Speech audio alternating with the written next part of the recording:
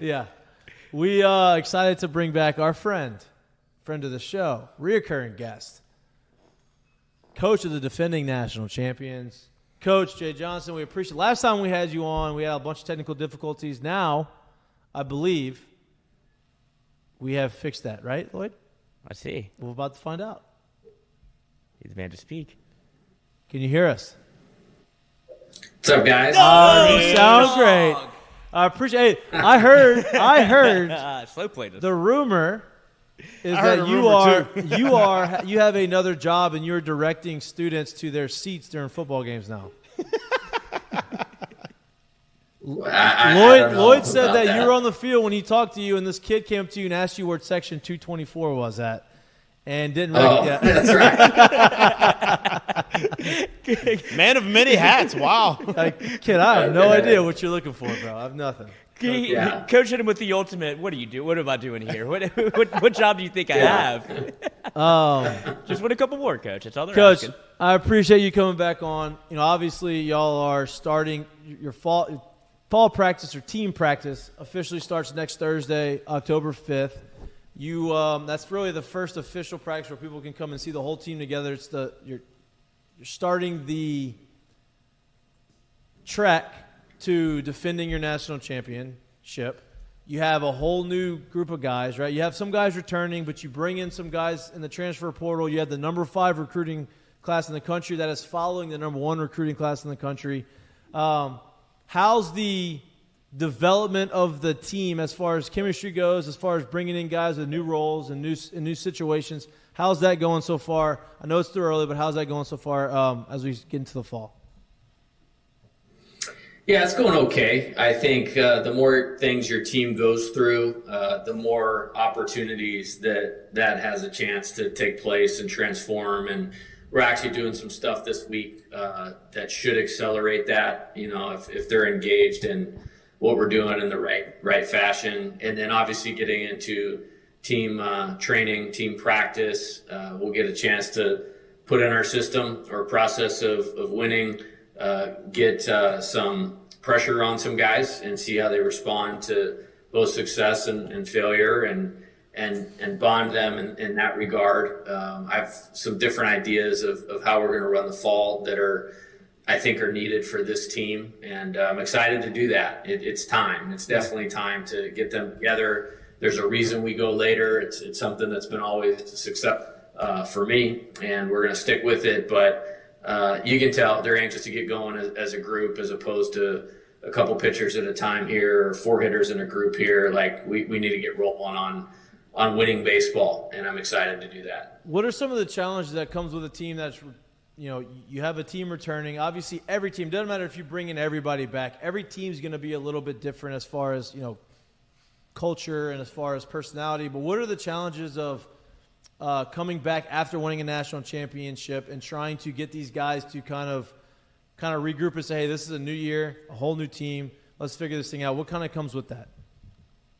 Yeah, I think I was watching the show actually about the Lakers. Like most of it was like not very good. I mean, honestly, I loved Magic Johnson. Right. When I was a kid, like behind the back passes and all that stuff. And so I got kind of into it a little bit. And the character that's Pat Riley did a really good job, like portraying like Pat Riley. And they went through this whole thing after they won their second championship.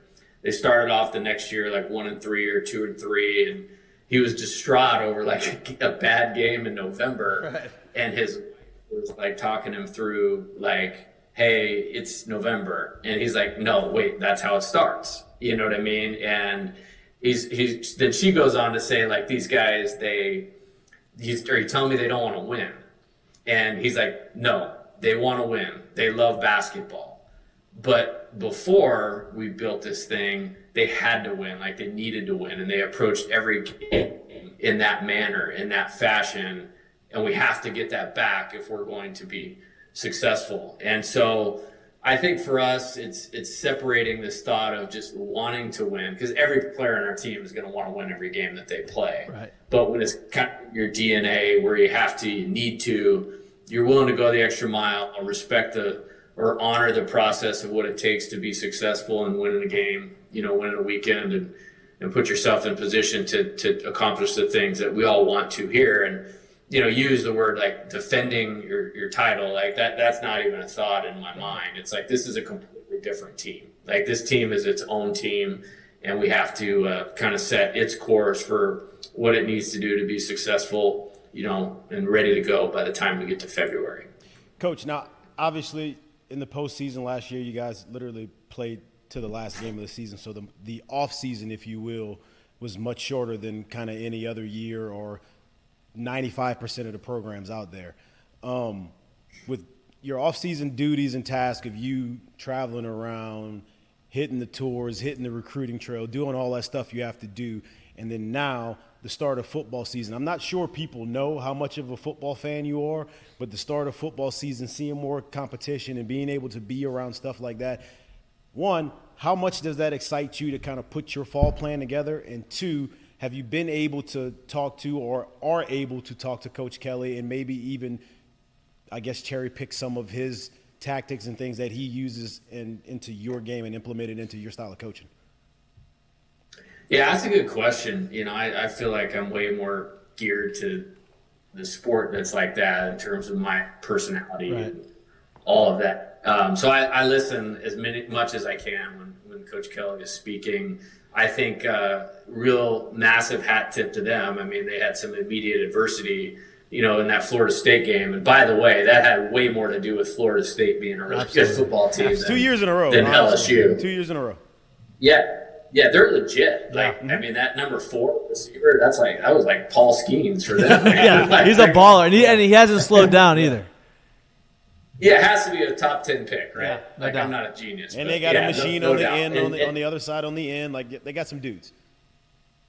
Yeah, but if you look at and they haven't had an easy schedule. Like, they were 2-0 in the SEC, but have just completely got refocused on what they needed to do. They played great at Mississippi State. And then I was really impressed with last Saturday. Like, that was a tough game. Like, they took Arkansas's best shot, but they just kept staying with where they were at. I think they scored on every possession in the second half, and just they executed at such a high level. And that's what these things come down to. They come down to having the right players and executing what the game calls for you to be successful. So I'm super optimistic. And yeah, I want to get into our deal when you go over to Tiger Stadium and watch them compete. It's like we need to get started with our team as a group, which I'm excited about doing that next week.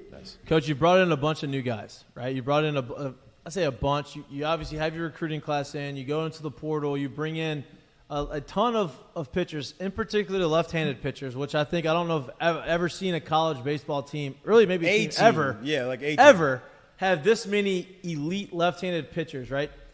There's not enough balls to throw everybody out there every single game, right? How do you manage all of this talent you have in the mound, which I think is a very good thing to have. It's a good problem to have.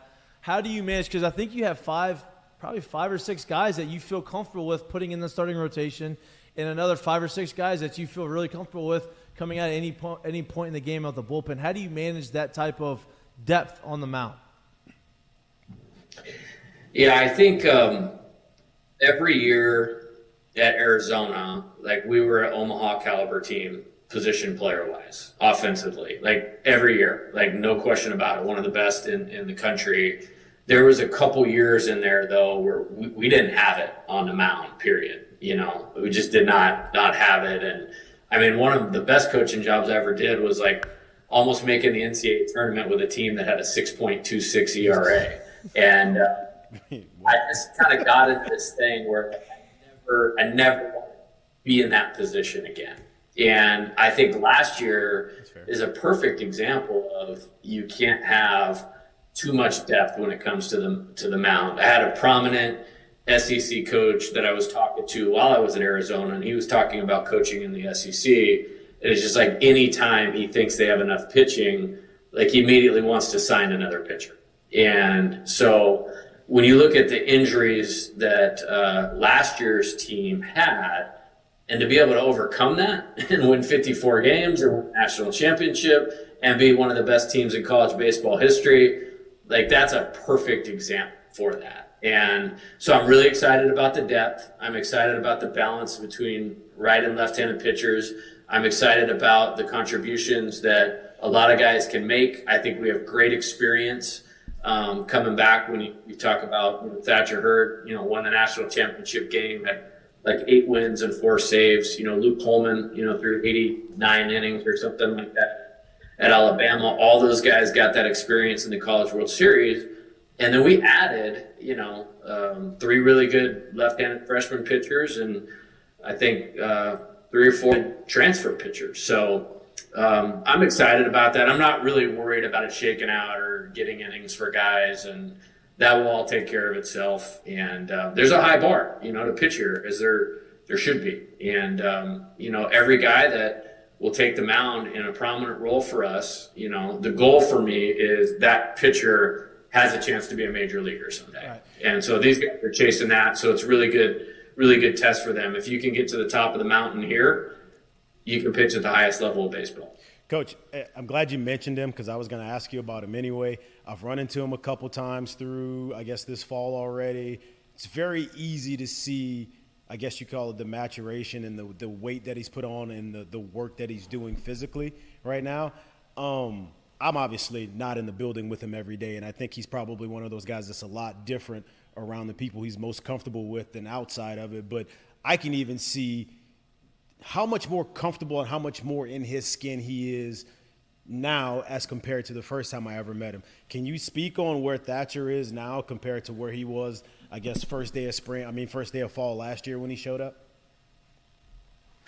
Yeah, see, I have a completely different view on his season last year than everybody else. I think if you take away 2 innings of his season, and I know you can't do that, everything counts. But if you take away 2 innings of his season, he's an All-American last year. And so that's what's so exciting about it is you feel like there's this room to get better, and you have a guy that's competitive enough to want to go get it. He's smart enough to know what he needs to do. He's disciplined enough to carry it out, and he's got the talent to execute it. And he's doing a great job of emulating what you want your players to be like. And everybody, can kind of look at him and go this is how you deal with some of the adversity he had. He responded to it in such a positive fashion where he didn't waste it and go in the opposite direction. He took it as a chance to learn, to grow, to develop, to where I believe he's one of the best pitchers in college baseball. I think at the end of the 2023 season, there wasn't 6 or 7 pitchers in college baseball that were better than Thatcher Hurd, and we won the national championship because of him. And then to see him take that learning experience and make it part of his everyday deal right now, that's great for him. It's great for the other players on our team, and it'll be great for us moving forward. Coach, we and you have spoke about this a little bit off air. I think we probably even talked about it a little bit on some of the times when you've talked to us, on the show. But how important it is for you? So you lose Paul Skeens, you lose Dylan Cruz, you lose Gavin Dugas, you lose some of these guys that were integral parts of your lineup, and you go out in the portal and you bring a couple guys and position players, but really you had that number 1 recruiting class coming in, you have another good freshman class coming in. And you're going to rely on some of these young guys to develop and put them in and give them this opportunity. How important for you is that as far as building a program and sustaining the success? Because I think we've talked about, listen, you can go in the portal all you want, but it's hard to hit the lottery every single year in the portal and build sustained success. How important is it for these young guys to take that next step and to solidify themselves in the starting lineup? Oh, it's everything. You asked a lot there, and I'm excited to talk. That's okay. Talk about those things. And I say this in a positive way. I mean, we were just talking about Thatcher Hurd. He grew up a ton in his second year of college baseball. Well, that's what you want to see out of Jared Jones, out of Brady Neal, out of Paxton Kling. I mean, right now, through September, Ethan Fry is the best hitter on our team right now in terms of the drills. So on a position player standpoint, we want those 4 guys to take a step forward. We recruited, both high school and transfer portal in mind with the thought that those guys would take a step forward. But we also won a national championship because Tommy White transferred here. You know what I mean? Right. And we also had a successful year the year before because Jacob Berry transferred here. So relative to the portal high school thing, it's about building a team. It's about quality. And, the two guys we brought on the position player side of the older standpoint was Michael Braswell, who's had an excellent September of workouts as well. Outstanding defensively, really made some positive strides offensively. I'm excited to get into the fall and see what that looks like in the game. But, Jordan Thompson played spectacular defense for 98% of the season last year, and that really positively impacted our team.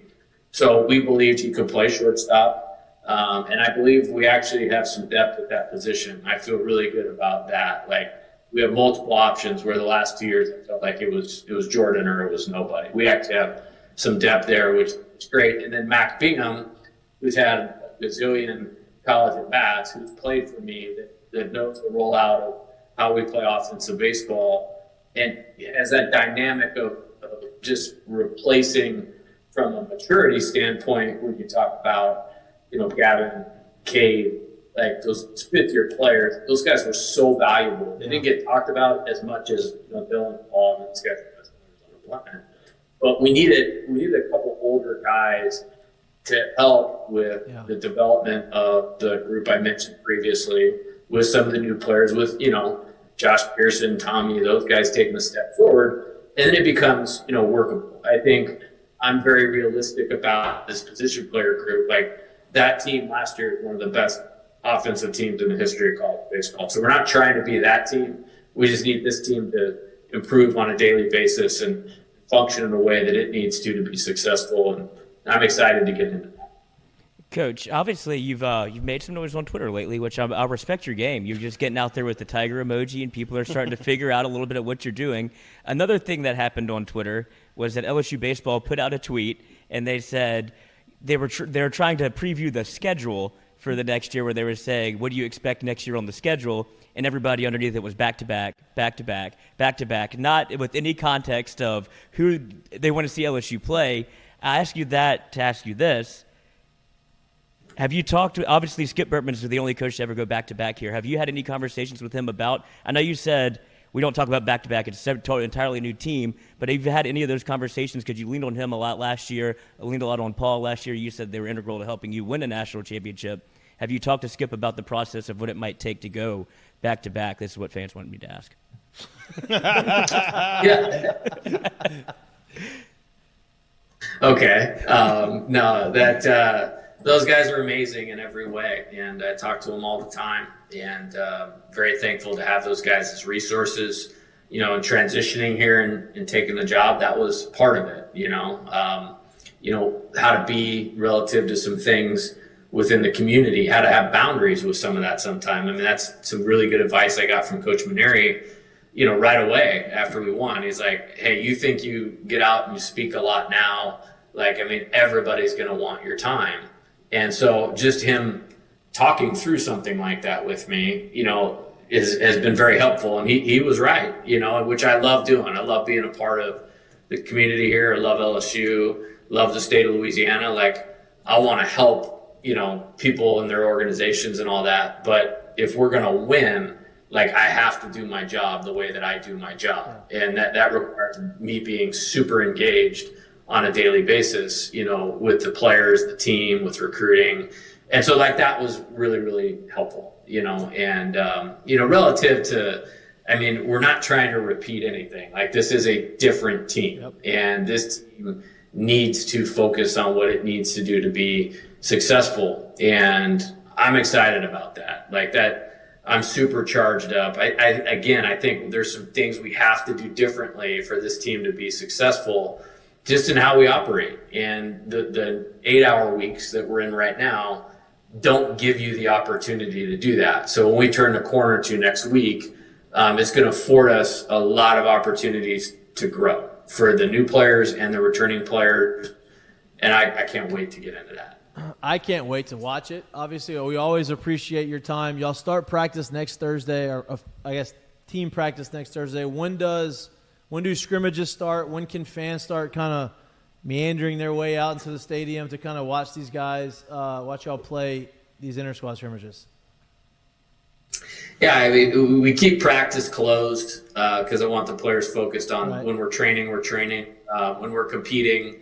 They got to get comfortable with competing in front of fans because we have the best fans in the world. And so I think we're going to go for the first one next Thursday night at 5:00, and then Friday at 5:00. But everybody should keep in mind, like, we're on fall break, so there's no NCAA practice restrictions. So the boys will be a little tired by the time we get to.